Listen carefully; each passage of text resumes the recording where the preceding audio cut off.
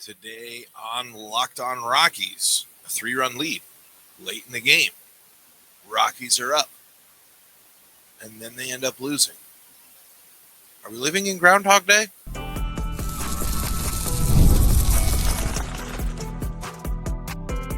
You are Locked On Rockies, your daily Colorado Rockies podcast. Part of the Locked On Podcast Network, your team every day. Rock On Rockies fans, welcome into the Locked On Rockies podcast for today, the 12th day of June in the year 2025. I'm your host of the Locked On Rockies podcast, Paul Holden, bringing you your daily Colorado Rockies talk right here on the Locked On Podcast Network, where you can find your team every day. If your team is the Colorado Rockies, well then, guess what? You're in the right spot, because that is what we do around here each and every day, free and streaming on your favorite streaming services, bringing you your daily Colorado Rockies talk right here on the Locked On Podcast Network, where you can find your team every day. If you like the show, if you want to be part of the show, head on over to the Locked On Rockies YouTube channel and fire off your Rockies hot takes. We like to read those YouTube comments. We'll read a couple of them because we had a good comment, I think, in response to the first game and in response to that. But unfortunately, with the follow-up in game 2, it kind of, I don't know. It's one of these games where it's certainly simple to come on, do the usual rant, do the stuff that I'm all fired up, do the stuff that you know, folks kind of know me for. And I'm just kind of at this point where I don't know. I mean, like, of course I want to sit here and say, hey, this sucks. Because it does. I mean, losing like that again, like mirror image way, isn't totally frustrating.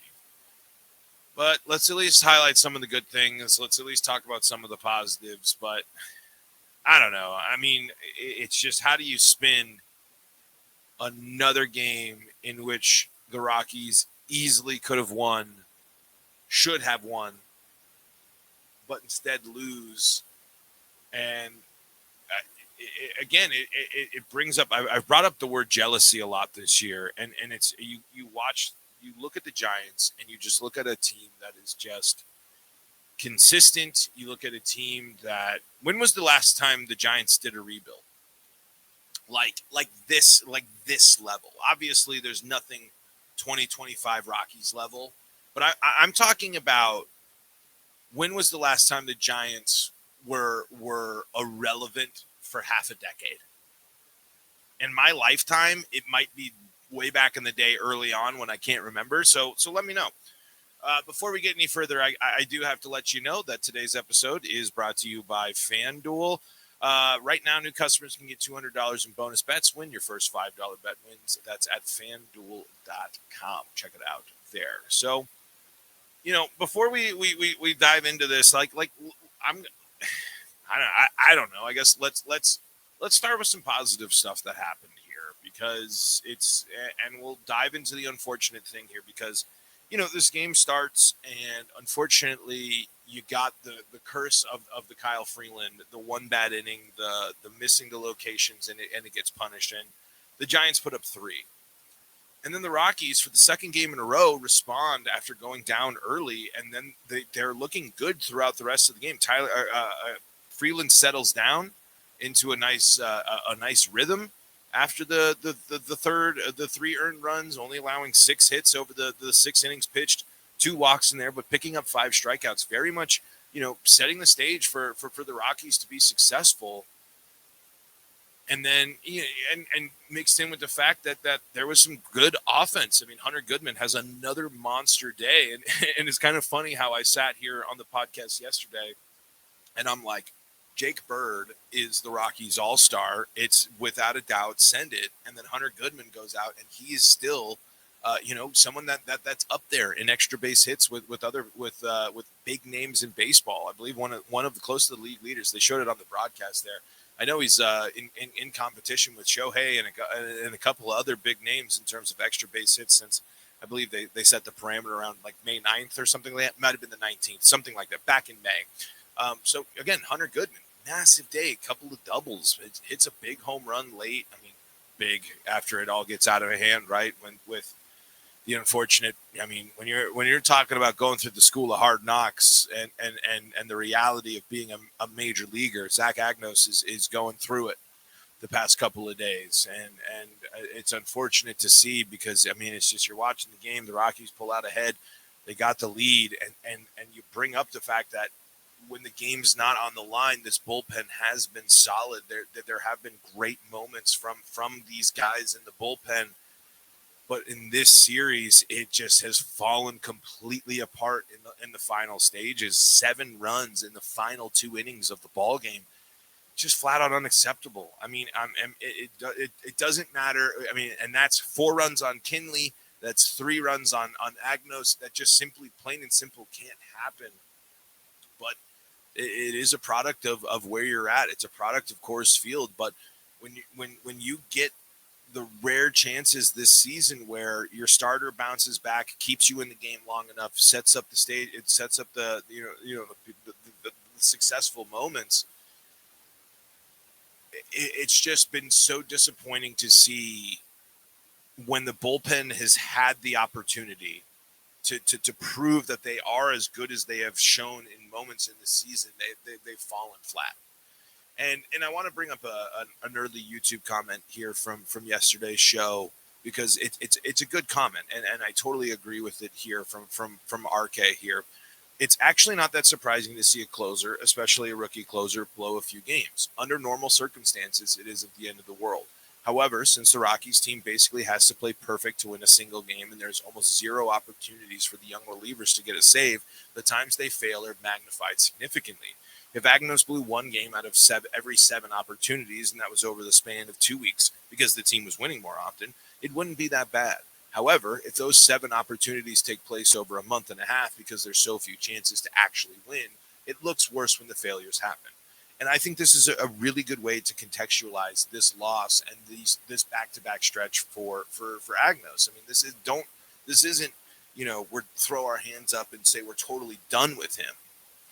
But that magnification is very, very real. It's very true. I mean, these are 2 games that will be lost in the grand scheme of things of the Rockies. I mean, in the big picture of things, it's just another loss in the loss column. The Rockies continue to fall further and further behind and continue to trek on there. This is another loss in the long trek for the worst season in Major League Baseball history. But what gets lost in the mix there is, some young guys that this is still going through the lumps. This is still learning processes. And if this was a normal bad season, not the historically bad season, these results wouldn't be amplified as much. And so, yes, these losses would be a little bit easier to swallow, and the pill would be easier to swallow. But it's unfortunate to see the young guy struggle at back-to-back nights. And it's unfortunate, too, that it's not just Tyler Kinley. Zach Agnos. It's Tyler Kinley, a guy that's supposed to be the veteran leader of this bullpen, comes in and he can only get out in the 8th inning and allowing the 4 earned runs, walking somebody, unable to get the job done that the Rockies desperately need. I really do agree with you, RK. I totally do. As everydayers now, if you're watching on the YouTube, you kind of see there as my mic continues to betray me here. My mic stand, I should say. It's just so unfortunate that we had to literally rewalk this path, redo this show, retread these tires the next day, the day after. Because here's the deal. I love the idea of, hey, Zach, go out there and get the job done again. You have to give them the chance. You have to give them the opportunity. That and there's a couple of other things that I think are in that vein. And let's highlight a couple of. Let's just keep talking through another tough loss for the Rockies.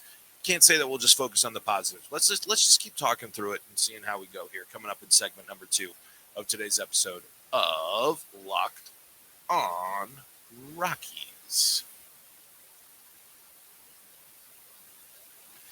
Before we do that, though, get your betting action in at FanDuel.com because it is a prime sports calendar moment because the NBA playoffs are in full swing and every night delivers highlight-worthy performances, major momentum shifts. And if we're talking about a major momentum shift in the NBA Finals, talk about the Pacers going out there, getting Game 3. Maybe you're revisiting who you're going to take in this series. Maybe you're going to revisit who you're going to take for MVP of this series. Maybe you're going to revisit your approach for the next NBA Finals game. Well, FanDuel's got you covered for the can't-miss moments, whether it's a game-winning shot or a breakout player. There's never been a better time to get in on the action. FanDuel makes it easy to stay in the game before tip-off and live with player props, performance trends, and same-game parlays. Fans have more ways than ever to play smart and win big. You can see which player is going to show up in the next big moment. Is it going to be Tyrese Halliburton? Maybe you're going to take a Chet Holmgren for maybe you're going to bet on the Warriors. Take the Warriors money line or take the Warriors here on the bounce back because the Warriors don't lose back-to-back games very often, as us Nuggets fans know. You can see all the action for yourself, and if you're new to FanDuel, it's the perfect time to sign up. Head to FanDuel.com. That's FanDuel.com and place your first $5 bet. If it wins, you're going to get $200. Yes, $200 in bonus bets. Make every moment more with FanDuel, the official sports betting partner of the NBA.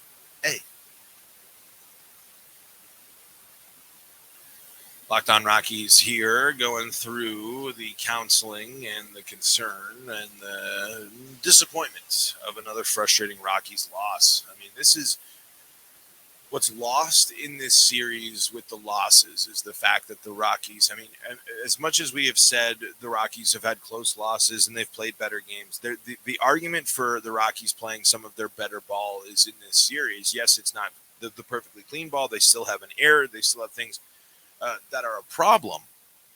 But this is, the Rockies put themselves in positions to win the ball games. I mean, 5 runs in the first game and then 7 runs in the second game. I mean, for this Rockies offense, that's a good sign. That's a good thing for this team to do. Back-to-back 5+ run games. And the Rockies go out there and they get after one of the Giants' standout pitchers here in Robbie Ray, making it uncomfortable and even adding on throughout the rest of the game against Tristan Beck as well. But unfortunately, again, it takes a complete 9 innings worth of work to win ball games in Major League Baseball. And as RK put it, they have to play perfectly, and they didn't. I mean, and that's just it's so unfortunate that it was just racking up to the same exact thing. And let's be clear, part of it was unlucky too. I mean, we can't just sit here and talk about luck with the Rockies. We can't just sit and focus on something like that. But let's be real. The Tyler Kinley 8th inning, and they get the runs off of bloop singles, and they just flash the ball and weakly hit things into the outfield and things like that. I mean, that's unfortunate. But it's a matter of buckling down and persevering through that point and getting yourself able to rebound after that to make sure that okay, as long and as painful as that 8th inning was for the Rockies, they were in a situation where they were 1 pitch away. It's just so unfortunate that when it gets to the bullpen not having the opportunities in most games because they're already behind or whatever, but then getting to these moments where they need to execute on the pitch, they need to get things done. It's a walk with the bases loaded. It's an inability to get the big strikeout. It's an inability to get the big out. It just all unravels immediately for this team. And sure, you can chalk it up to youth and inexperience or whatever, but part of it is just like it doesn't make it any easier to swallow to keep saying that. It doesn't, right? I mean, like we can keep hitting the fact of it is a young team and they've moved in different directions with some of the young guys and trying things out, but it still is at moments where it's just like you realize the veteran presence on this Rockies team is made up of guys that teams moved on from. And though they've had, they might have some moments and some performances and things. And, I wish we could talk about the moments there and the fact that, McMahon does pick up a hit, and Ryan Ritter, 5-game hitting streak, has 2 triples in his first week. That they're good signs there. Tyler Freeman picks up another base knock and an RBI. There are things to be encouraged by. We mentioned Hunter Goodman earlier, but it does look, and it reminds you when you're counting on Farmer and Estrada and Arcia, these guys that other teams have moved on from and cut bait from, when we're supposed to sit there and hold on to hope that these are the guys that are going to come up big in big moments for this team, or they're supposed to, you realize that just how underwhelming that is as an option. Whereas you look at even a Giants offense that struggled coming into here, there are still guys that have been able to be clutch. There's guys that have been able to drive in runs. And it like I mentioned earlier, it goes back to the jealousy factor of the Giants have been a team that for as long as I can remember have been relevant. I mean, maybe there's been a couple of lost seasons here and there, a couple of a couple of down times, but nothing on the scale of the Rockies, nothing at the pinnacle of what the Rockies have been doing. I mean, few teams have ever been on the path. No team has ever been on the path of the 2025 Rockies.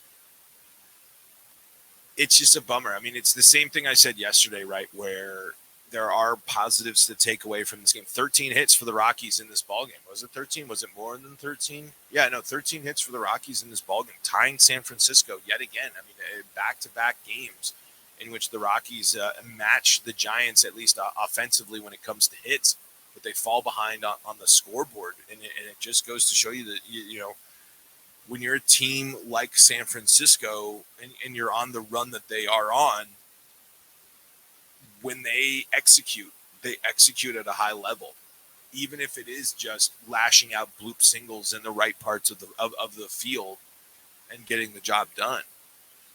That's what's so like. What I'm jealous of is the fact that throughout this entire time, back-to-back games, you're not confident in a 3-run lead, a multi-run lead for the Rockies, and it just you just feel like you can anticipate it. You just feel like you can know that it's coming, that it's going to be something that is just a huge, it just somehow, some way, it's going to unravel. And back-to-back nights, the Rockies have unraveled in the back half of ball games. In 2 games, they certainly could have won. Mixed in again, and I sent this out a couple of times on Twitter here, where it's just like, dude, the crowd is erupting. It's another series, and it's not that packed this series. The attendance isn't nearly as high as it is in other series, but it's erupting for the Giants, man. I really rarely, I can't even put my finger on another sports environment outside of, I guess, maybe when the Broncos travel to LA or something like that, where they can outpace a fan base in their own ballpark. There's no team that plays on the road more than the Rockies, it feels like, at this point. Because the fans are cheering for the other team and filling the stands for the opposition. The opposition is taking advantage of the quirks and the things of Coors Field, hitting looping fly balls into a huge outfield of Coors Field, and et cetera, et cetera. It feels like everything that the Rockies should be doing, teams that come into Coors Field do to them. But it's not just because of they're doing things the Rockies not. It's just simply that they're more talented than them. They have better. They are better across the board than them. So I don't know. It's another heartbreaker, man. I mean, I didn't want to go. It's late too. I can't go on. I can't step on the full loud soapbox that I usually step on here. But what's the point of doing the same exact episode as yesterday? Because it's the same old song and dance, right? let's take a break, read some of your comments, land this plane of a podcast, and get ready for the finale against the Giants. Is it the finale against the Giants? I'll double check the schedule as well, coming up in segment number 3 of today's episode of Locked On Rockies. Before we do that, though, got to tell you about the folks that help make this show possible, and that includes Gametime. Have you ever decided at the last minute to head to a ball game with friends or family? Maybe it's game day, and you suddenly realize you want to be in the stands. That's exactly where Gametime comes in. It's the easiest way to grab last-minute tickets without the stress. With the money you save on tickets, you can splurge on food, drinks, merch, or even invite a bigger group to come with you. Gametime makes it possible. Gametime makes buying tickets fast and simple. Prices on the app actually drop the closer you get to first pitch, and they've got incredible last-minute deals. Clear seat views. Oh, such a blessing when you can know exactly where you're sitting, get the view so you know exactly what you're getting with your tickets. Perfect. One of my favorite features of Gametime. And they got the lowest price guarantee that takes the worrying out of buying. Gametime has gotten me to the All-Star game. It's gotten me to see the Postal Service. It's gotten me to see Avalanche playoff hockey. They take care of you when it comes to getting a great deal at the right time when you're making that last-second decision to say, I'm going to go watch a playoff game. And like I said, seat views right in the app before you buy so you know exactly where you're going to be. Take the guesswork out of buying tickets with Gametime. Download the Gametime app, create an account, and use code LOCKEDONMLB for $20 off your first purchase. Terms do apply. Again, create an account and redeem code LOCKEDONMLB for $20 off. Download the Gametime app today. Last minute tickets, lowest price, guaranteed.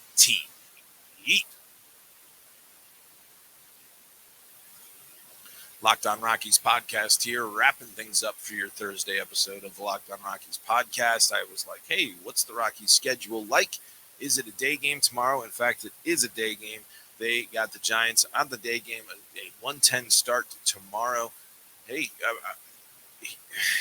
it's just a moment here where you can try to salvage something from the series. It's crazy to sit here, and it's rare to say that you've been in a situation to take down the Giants in 2 games, especially with this version of the Rockies. And you missed on your 2 opportunities. So now you're facing an uphill battle again in the finale when it comes to the pitching matchup with Antonio Senzatella taking on Hayden Birdsong. But again, the Rockies have been able to get some walks, do some damage on offense. They have to just complete the job. They have to play the full 9 innings there. But the big worry, Senzatella, man. I mean, if Austin Gomber comes back, what does that mean for Senzatella? Does it mean anything for Senzatella? Something to ponder for now. And speaking of injuries, before we get to some YouTube comments here as we're wrapping things up, if you thought Chris Bryant was coming back anytime soon, it does not sound good. He is hurting when he runs in his back. He has no timetable. It is not looking good. There was Thomas Harding was doing some reporting, I believe. But the Chris Bryant situation, we'll maybe dive more into it after I've read the piece. I was just looking at stuff on social tonight, so I didn't have a chance to actually read too much. But it does not sound like Chris Bryant is anywhere close to being able to come back to help this team. And that is one of many decisions that has to be made. Plain and simple.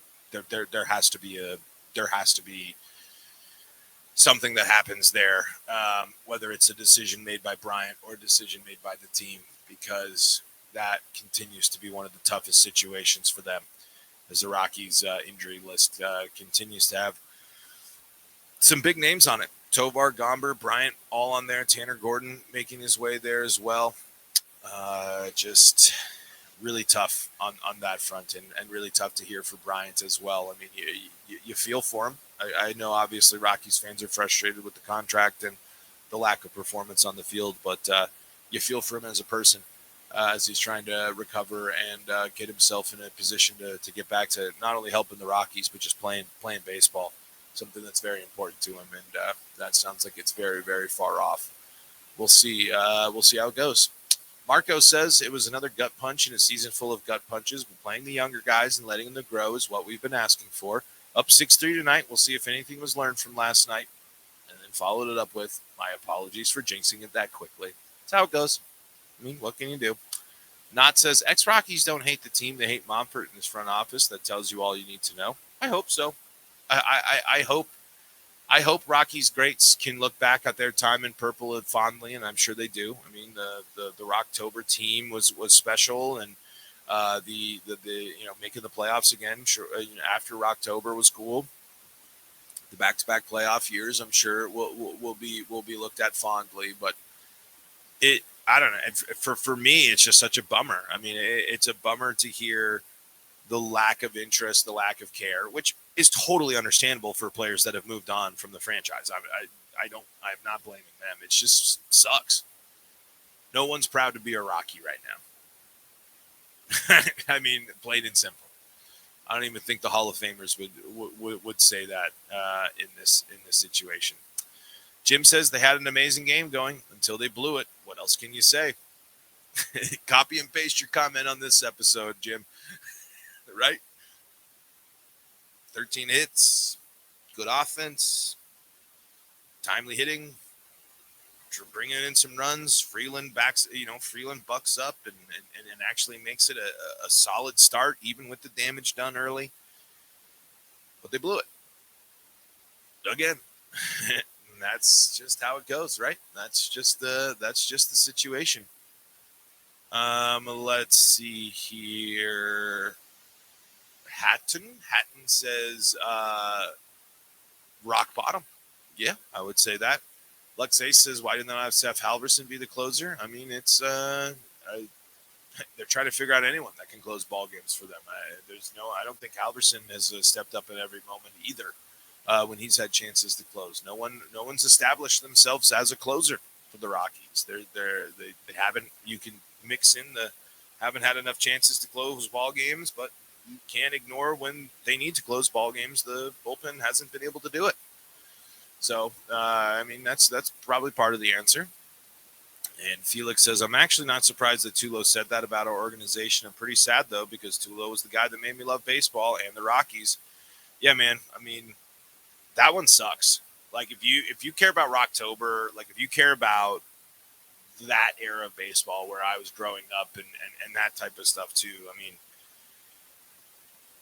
sure, it's just a no comment, right? It's not like it's inflammatory. It's not like it's anything crazy, but just to separate yourself, to just completely cut that off. And yes, people, there was some stuff I was seeing like Arenado and Tulo will still be remembered as Rockies. It's like, sure, Tulo, but I don't know about Arenado.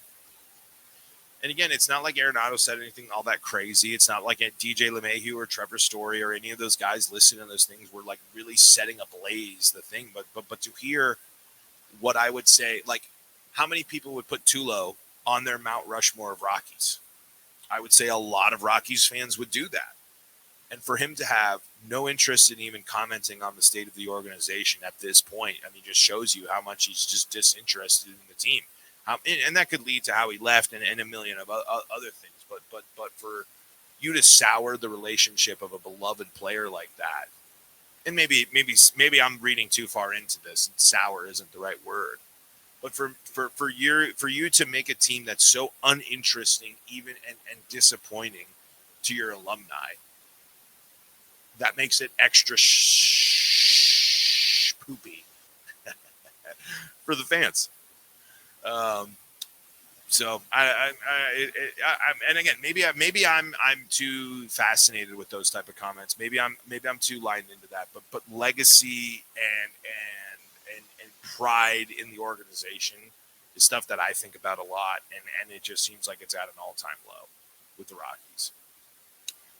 Folks, that is going to do it for today's episode of Locked On Rockies. We'll be back in action, recapping the finale of the series here for your Friday episode and getting ready for the Rockies to maybe have a chance against a team that they really haven't had a chance in a lot of opportunities.